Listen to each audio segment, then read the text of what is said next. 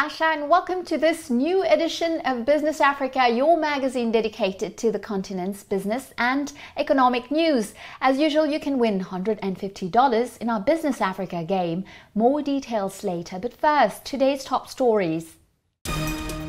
Business solutions for women and by women. This is the winning bet for Patricia Nzolantima in Kinshasa.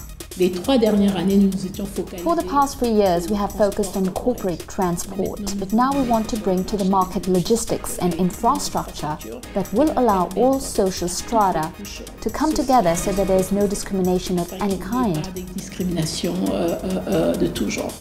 Affordable mobile applications spotlight on innovative solutions in Nairobi. I actually ventured into no-coding during the period when Corona hit. Okay, so we were locked down in our houses. We didn't have anything to do. Morocco achieves its renewable energy targets by focusing on solar power with the construction of new power plants.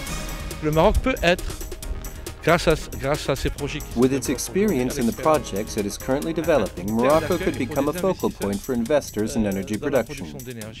Actors from Morocco and the rest of the Maghreb that export energy to Europe. Let me now take you to Kinshasa for this first report. In the capital of the Democratic Republic of Congo, women are very active and some are particularly innovative. This is the case of Patricia Nzolantima, the founder of the company Working Ladies, which doesn't lack entrepreneurial ideas. After UB's Cabs, the taxi service operated by female drivers, she has just launched Busily Transport and Logistics. This is a support program for women in the informal sector, increasingly represented in the Congolese economy. Our journalist Francine Bina met them. Take a look. It's morning and this warehouse in the Gombe district of Kinshasa is a hive of activity. Karine Mushia and her colleagues have been finalizing the orders to be delivered to the Working Ladies' new customers. The clients are all women, because the Working Ladies company is all about the empowerment of women. The products that we saw earlier, we bring them to our women. We call women of the future. Women of the future are the women that Working Ladies actually support. We have two categories of women. The first being poor women who want to start a business and who need startup funds. The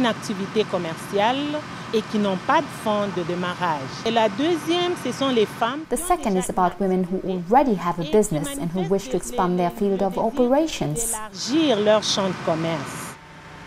Tricycles are used to transport goods to customers. The promotion of women is one of Working Ladies' key objectives. So it's only women who drive the tricycles.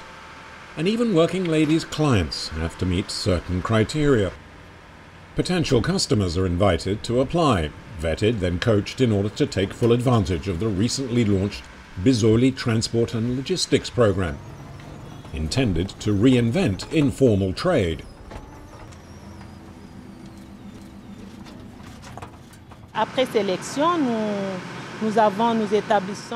After selection, we draw up a list of women that we have. After a field visit, of course, then we check to find out where they live, what they do, in what situation they live.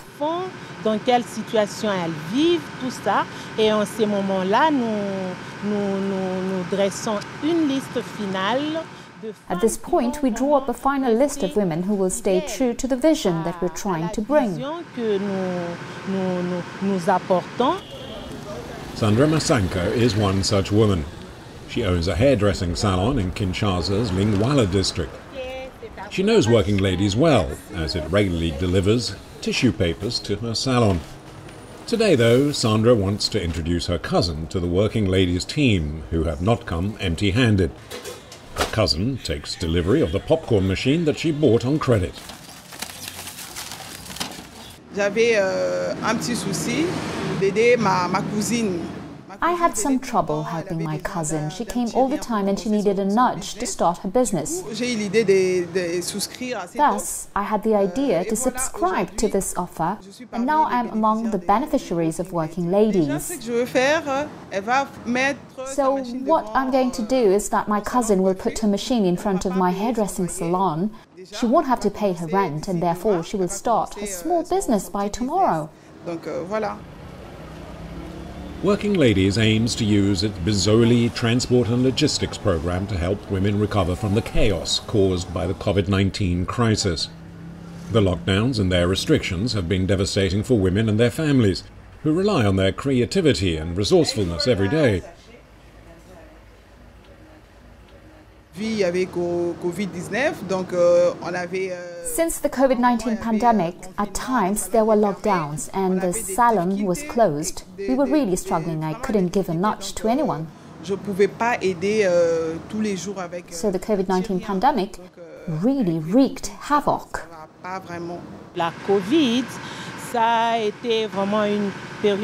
COVID, it was a very difficult time for everyone. We had a large number of women that we accompanied. But many businesses collapsed with COVID. They saw their activities drop. They no longer knew where to source and how to sell. In the DRC, women are one of the most vulnerable and poorest segments of society.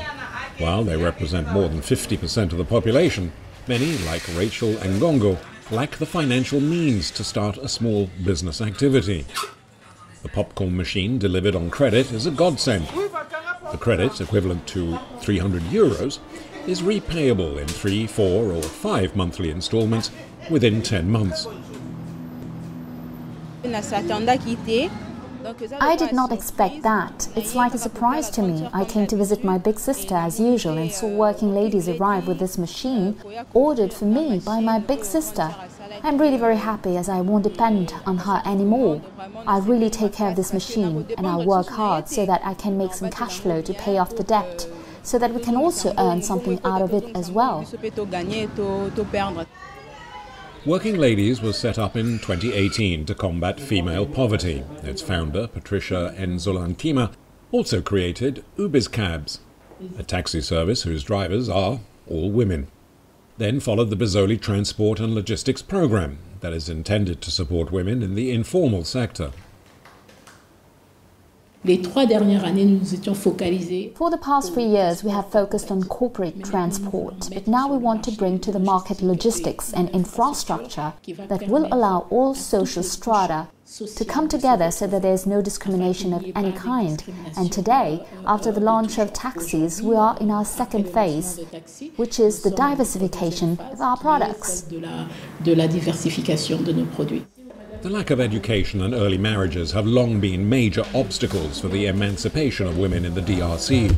Now the ambitious Patricia Nzolantima wants to help lift those barriers and change the lives of 10,000 Congolese women by 2022 through training and support to give them the place they deserve in society. And meanwhile in Paris, Europe's biggest startup and tech event was being held. I'm of course talking about the 2021 edition of VivaTech. No less than 125 countries were represented this year, with more and more emblematic personalities of international tech, such as Tim Cook, CEO of Apple, or Mark Zuckerberg, founder of Facebook. A key event which is increasingly putting the spotlight on the African continent. The French Presidential Council for Africa and Seed Stars Africa Ventures, an accelerator that finances African startups, have also called for investment for technological innovation on the continent. We spoke to Tamim El-Zain, partner at Seed Stars, about what he noticed this year at VivaTech. What is outstanding, I think, for the past 3 years is that VivaTech has really been expanding its presence into the African market. That is exciting to see really African innovation being showcased at such a large and international event as VivaTech. That is bringing additional light, additional attention on the African scene, and we hope really in the end additional investment. That is really what I think I take away from this. This year we organized a pitching event as Seed South Africa Ventures at Vivatech.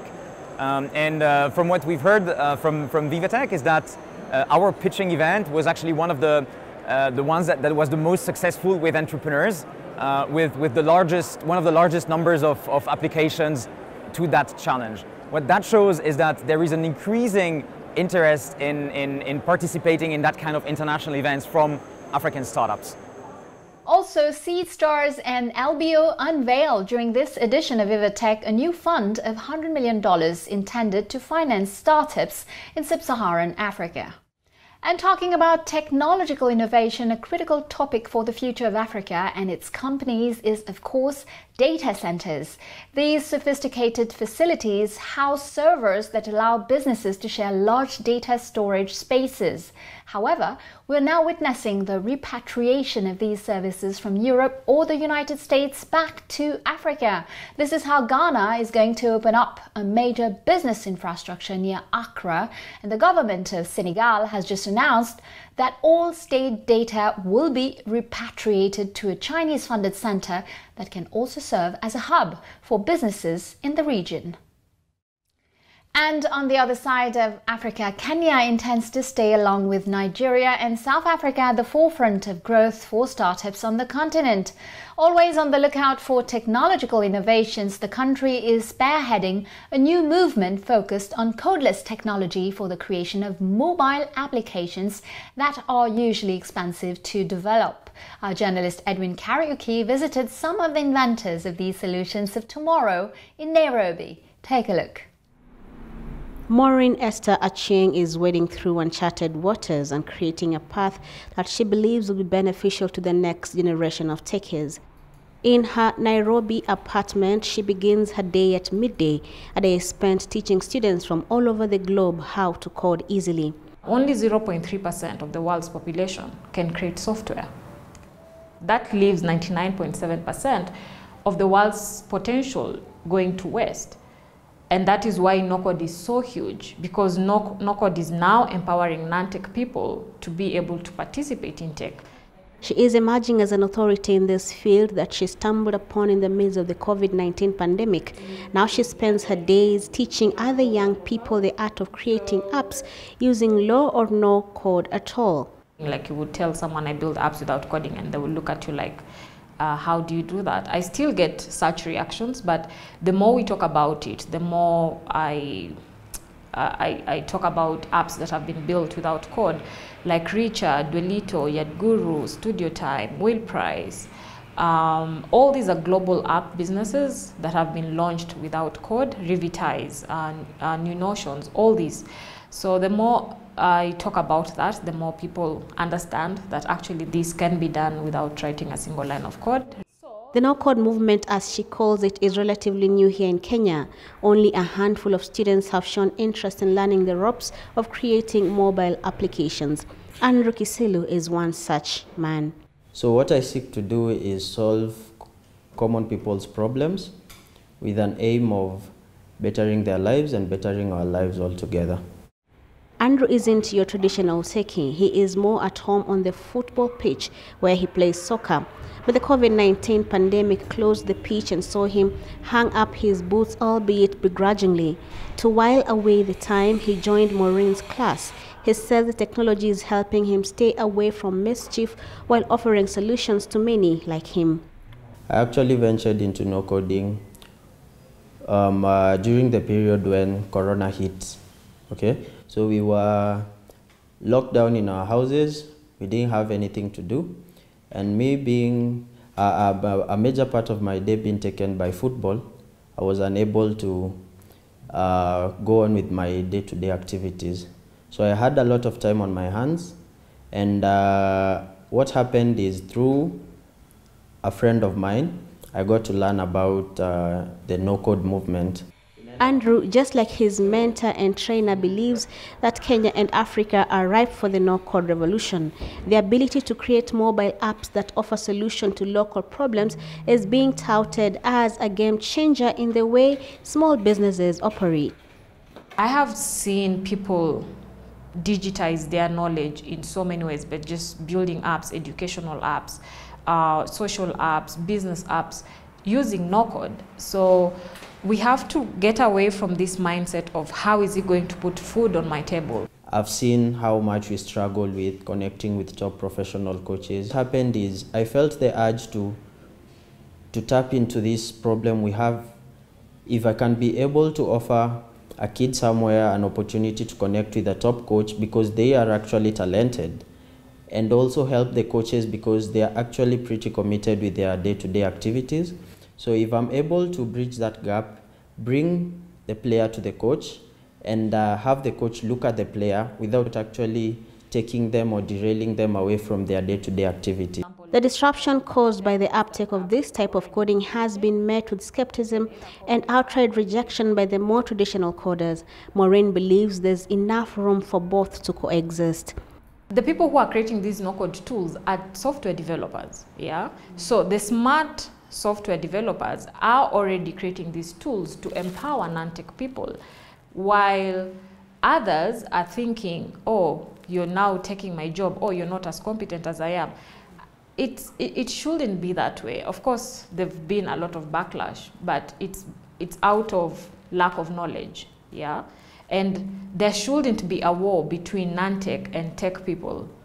Techpreneurs equipped with these coding skills like Andrew are not only offering solutions, but are also finding a way to earn and save that extra coin, money that would have been used to pay traditional coders to develop the same solutions at a much heftier cost. First is speed. I mean, you can launch an app in a night, depending with how competent you are. So you don't need traditional coding. It will take you at least 2 to 8 months before you actually build a single app, depending also on the app idea. So one of the most advantageous things about no-code is speed. And then the next thing is cost, because building a traditional app, it will require you at least not less than $10,000 to build that app. Low-code developers are optimistic that the trend that is emerging will enable the majority of the youth in Africa, many of whom do not have training in IT, to get their hands on tools that will level the playing ground and give them a chance to compete on the global stage. Where you have mighty networks, you will have Welcome back to the second part of our show. Africa is facing a new wave of COVID-19 infections, but new hope is also emerging for those who want to resort to vaccination. As the continent struggled to order the necessary doses, it could soon produce the COVID RNA messenger vaccines directly. A WHO-led agreement has just been reached for a South African consortium to establish a technology transfer center for these vaccines. Negotiations are underway with many partners around the world, in the line of sight an ultimate goal, which is to enable vaccine producers in low and middle income countries to receive the training and licenses necessary for production. ECOWAS has just reminded Nigeria of its threats to prosecute Twitter users. Last month, the social network removed a post from Nigerian President Muhammadu Buhari, prompting the government to announce the suspension of Twitter in Nigeria and the ban on its use. But the ECOWAS Court of Justice considered that this interference with access to the platform constituted an attack on freedom of expression.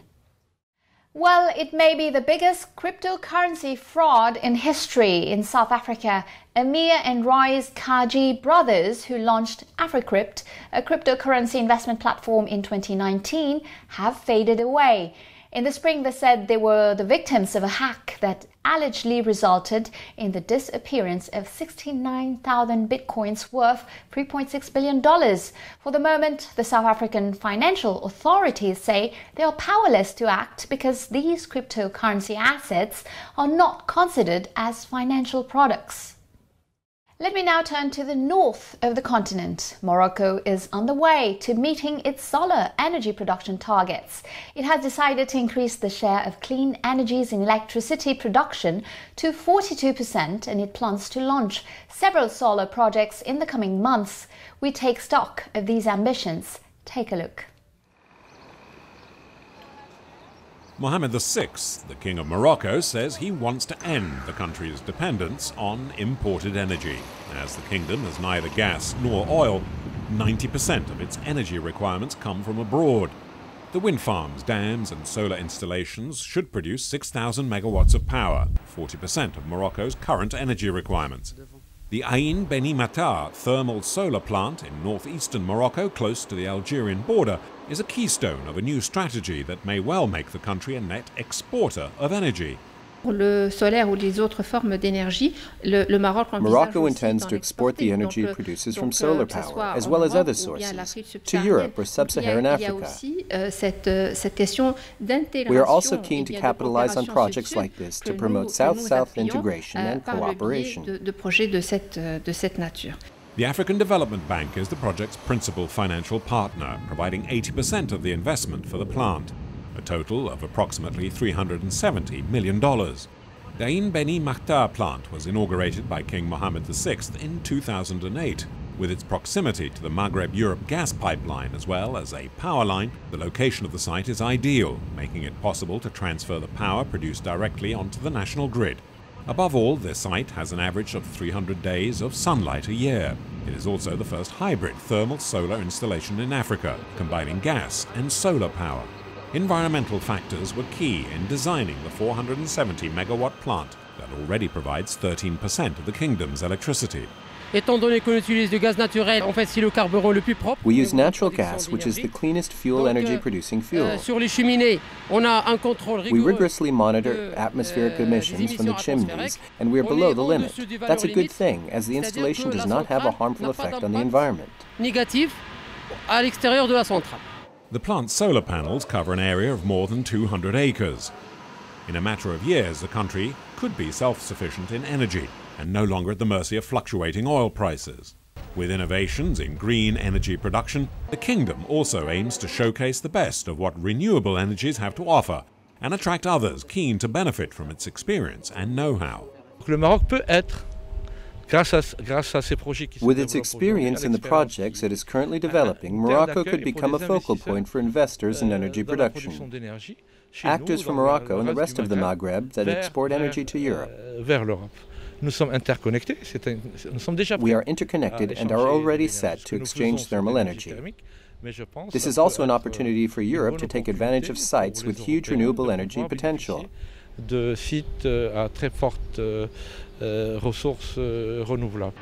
Morocco's strategy to produce renewable energy using photovoltaic is highly innovative.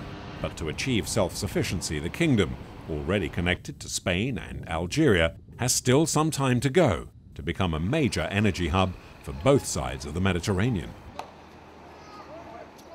Well, it's now time to reward our loyal viewers of Business Africa. It's up to you to answer to the following questions. If you're drawn among those who have given the correct answers, you will win $150. This is game number 554, so listen carefully to the two questions that follow, and good luck. First question. Who are working ladies' clients?